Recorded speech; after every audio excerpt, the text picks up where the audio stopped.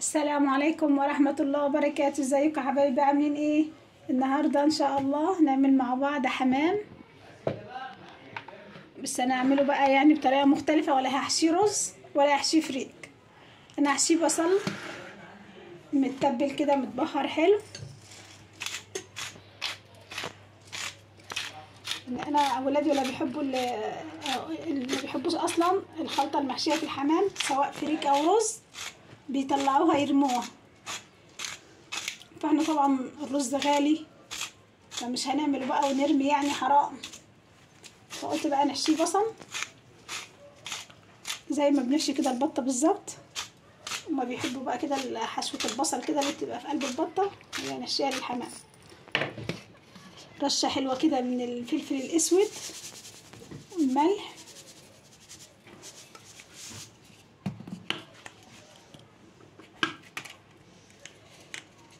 رشه صغيره كده من الشطه، بابريكا، رشه صغيره كده من الكركم، ورق لورا وحبهان. بس كده ندعك الخلطه دي كويس جدا.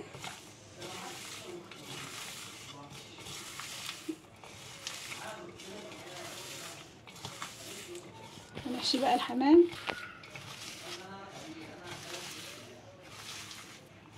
دعكه كويس جدا بالشكل ده.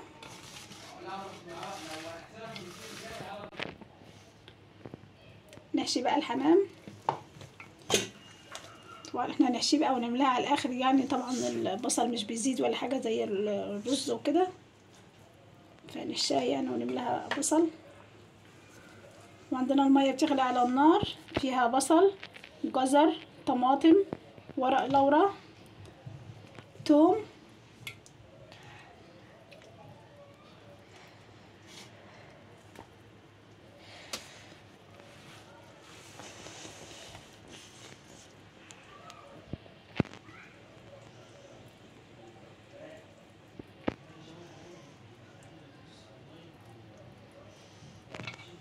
ندخل شويه كده من هنا من قدام، هتدي كمان طعم حلو جدا للحمامه.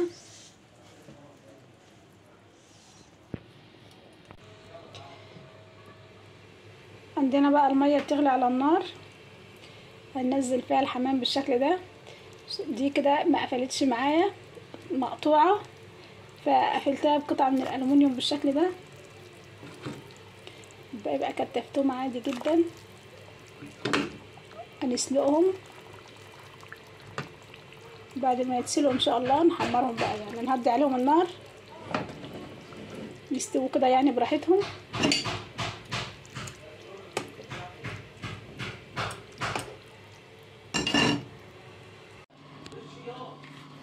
نعمل بقى طاجن رز معمر. عندنا 3 كوبايات من الرز. والطاجن بتاعنا ندهنه سمنه بالشكل ده، يعني معلقه سمنه كده حلوه، سمنه بلدي يستحسن، تدي طعم حلو للرز. ولو مش متوفر بقى اللي موجود يعني مفيش اي مشكله. وعندنا الشوربه على النار واللبن بيسخن على النار.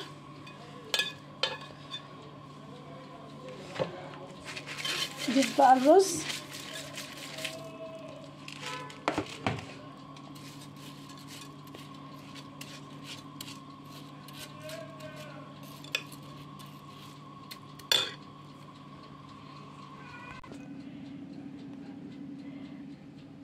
عندنا بقى الشوربه سخنه، شوربه الحمام،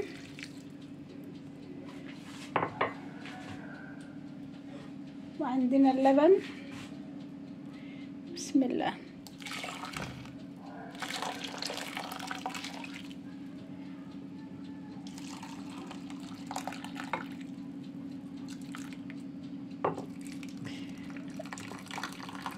كل كوبايه الرز تاخد كوبايه من اللبن ونص من الشوربه.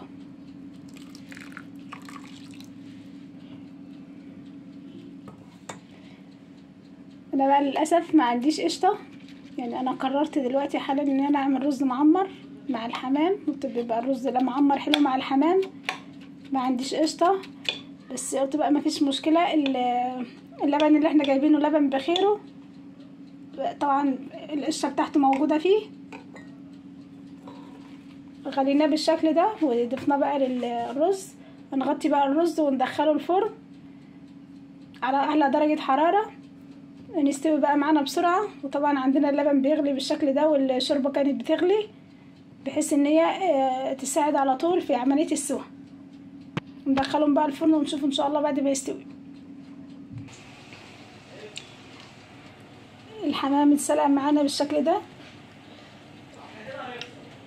دلوقتي بقى ندهنه كده بمعلقه من اللبن وهنحمره. الزيت بيسخن على النار.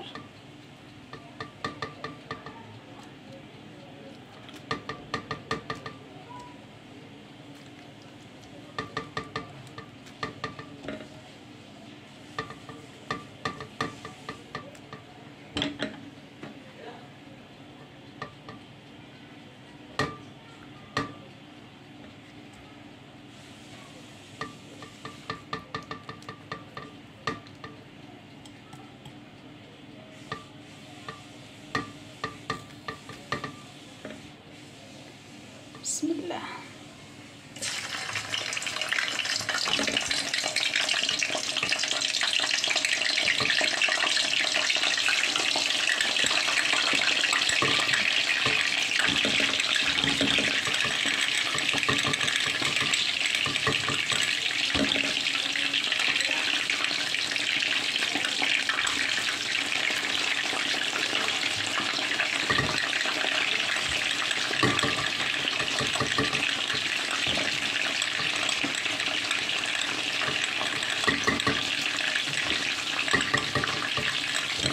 نحمره بقى معانا بالزيت سخن،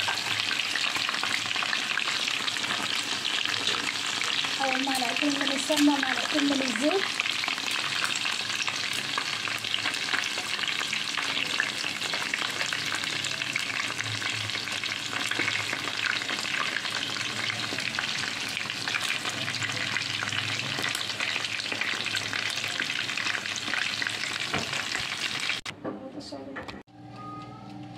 الرز معانا في الفرن بالشكل ده. جبت له بقى علبه زبادي، احطها على وشه كده بقى بحيث ان هو يبقى وشه كده طري وحلو. علبه زبادي بلدي كده بالقشطه بتاعتها.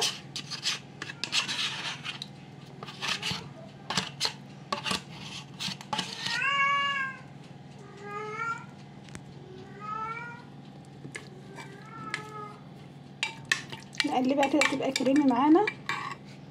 علبة الزبادي، عندنا الزيت اللي حمرنا فيه الحمام، ناخد منه كده معلقتين، يدي طعم حلو كده لوش الرز بتاعنا.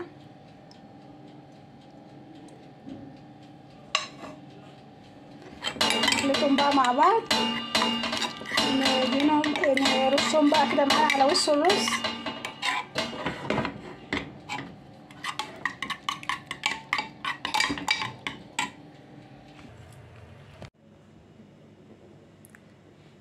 ده طاجن الرز المعمر بتاعنا مع الحمام، حلو جدا. جربوه، سهل وبسيط، ان شاء الله يعجبكم. وهنا يكون خلصنا الفيديو. لو عجبكم الطريقه اكتبوا في التعليقات. ما تنسوش اللايك والاشتراك في القناه وتفعيل زر الجرس ليصلكم كل جديد. والسلام عليكم.